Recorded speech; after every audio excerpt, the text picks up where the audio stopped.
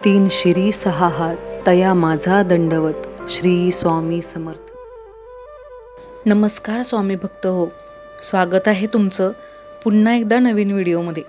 या व्हिडिओचं शीर्षक आहे अक्कलकोटला जाण्याचा संकेत स्वामी समर्थ कधी देतात, एका भक्ताचा सत्य अनुभव. त्याआधी व्हिडिओ पूर्ण पहा आणि चॅनलला सबस्क्राईब केलं नसेल तर आत्ता सबस्क्राईब करून घ्या. चला व्हिडिओला सुरुवात करू. आजचा हा व्हिडिओ प्रत्येक त्या भक्तासाठी आहे ज्याच्या मनात एकच इच्छा आहे, स्वामी मला अक्कलकोटला तुमच्या दर्शनासाठी कधी बोलवणार. अनेक भक्तांच्या मनात हा प्रश्न असतो. काही जण अनेक वर्षापासून अक्कलकोटला जाण्याची इच्छा मनात बाळगून असतात, पण काही ना काही कारणांमुळे त्यांचा योग जुळून येत नाही. मित्रांनो, आज आपण एका भक्ताची प्रेरणादायी कथा ऐकणार आहोत. या कथेतून तुम्हाला समजेल की स्वामी समर्थ आपल्या भक्तांना कधी आणि कसे संकेत देतात. म्हणून हा व्हिडिओ शेवटपर्यंत नक्की पहा. भक्ताची कथा. एका भक्ताच्या मनात लहानपणापासूनच स्वामी समर्थांबद्दल अपार श्रद्धा होती. त्याच्या घरात स्वामींचा एक छोटासा फोटो होता. दररोज सकाळी उठल्यावर तो स्वामींना नमस्कार करायचा आणि एकच प्रार्थना करायचा, स्वामी, आयुष्यात एकदा तरी मला अक्कलकोटला तुमच्या दर्शनासाठी बोलवा.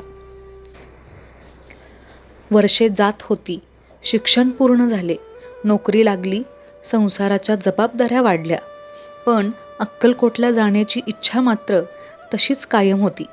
अनेक वेळा त्याने जाण्याचा विचार केला, योजना बनवल्या, पण प्रत्येक वेळी काही ना काही अडथळा यायचा. कधी पैशांची अडचण, कधी वेळेची समस्या, तर कधी घरातील काही महत्त्वाचे काम. हळूहळू त्याला वाटू लागले की कदाचित स्वामींची इच्छा नाही. निराशेचा क्षण. एक दिवस रात्री तो खूप निराश झाला. स्वामींच्या फोटोसमोर बसून त्याने मनातील वेदना व्यक्त केली. तो म्हणाला, स्वामी, मी इतकी वर्षे तुमचं नाव घेतोय, मला तुमच्या दर्शनासाठी कधी बोलावणार. हे बोलताना त्याच्या डोळ्यात पाणी आले.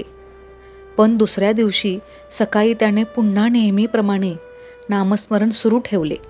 श्रद्धा सोडली नाही. संकेतांची सुरुवात. आणि मित्रांनो, त्या दिवसापासून काही वेगळंच घडू लागलं. ऑफिसला जाताना त्याच्या नजरेस एक मोठा स्वामींचा फोटो पडला. दुसऱ्या दिवशी मोबाईल उघडला तर पहिलाच व्हिडिओ स्वामी समर्थांचा होता. तिसऱ्या दिवशी एका मित्राने अचानक विचारलं, अरे, तू अक्कलकोटला कधी गेला आहेस का. हे ऐकून तो आश्चर्यचकित झाला, कारण त्याने कुणालाही आपल्या मनातील इच्छा सांगितली नव्हती. आता त्याला सतत अक्कलकोटचे विचार येऊ लागले. कामात मन लागत नव्हते. मन फक्त स्वामींच्या दर्शनासाठी व्याकुळ झाले होते. स्वामींची कृपा. एका रविवारी सकाळी तो चहा घेत बसला होता.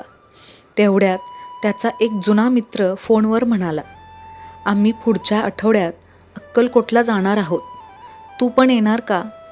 क्षणभर त्याला विश्वासच बसला नाही. ज्या संधीची तो अनेक वर्षे वाट पाहत होता, ती संधी स्वतःहून त्याच्याकडे आली होती. पण अजून एक अडचण होती. त्याच्याकडे पुरेसे पैसे नव्हते. तो पुन्हा निराश झाला. चमत्कारिक योगायोग. मात्र 2 दिवसांनी त्याला अतिरिक्त काम मिळाले आणि त्यातून त्याला प्रवासासाठी आवश्यक तेवढी रक्कम मिळाली. आता त्याचा मार्ग पूर्णपणे मोकळा झाला. त्याला जाणवू लागले की हे सर्व फक्त योगायोग नाहीत, ही स्वामींची कृपाच आहे. अक्कलकोट दर्शन. शेवटी तो दिवस उजाडला. बस अक्कलकोटकडे निघाली. संपूर्ण प्रवासात तो स्वामींचे नामस्मरण करत होता, श्री स्वामी समर्थ, श्री स्वामी समर्थ. अनेक वर्षांचे स्वप्न आता पूर्ण होणार होते. अक्कलकोटमध्ये पोहोचल्यावर त्याने प्रथम मठात दर्शन घेतले. घंटांचा आवाज, भक्तांची गर्दी, नामस्मरणाचा गजर, संपूर्ण वातावरण अगदी भक्तिमय झाले होते. त्याच्या डोळ्यातून अश्रू वाहू लागले. तो मनोमन म्हणाला, स्वामी, तुम्ही मला योग्य वेळी बोलावलं. या कथेतून मिळणारा संदेश, मित्रांनो, प्रत्येक भक्ताचा अनुभव वेगळा असतो. काहींना संकेत स्वप्नातून मिळतात, काहींना सतत स्वामींची आठवण येते, काहींना अचानक अक्कलकोटचा विषय वारंवार ऐकायला मिळतो, तर काहींना योग्य व्यक्ती, योग्य वेळ आणि योग्य संधी मिळते. पण एक गोष्ट नक्की, श्रद्धा, संयम आणि नामस्मरण कधीही वाया जात नाही. स्वामी समर्थ योग्य वेळ आल्यावर आपल्या भक्तांसाठी मार्ग नक्की उघडतात.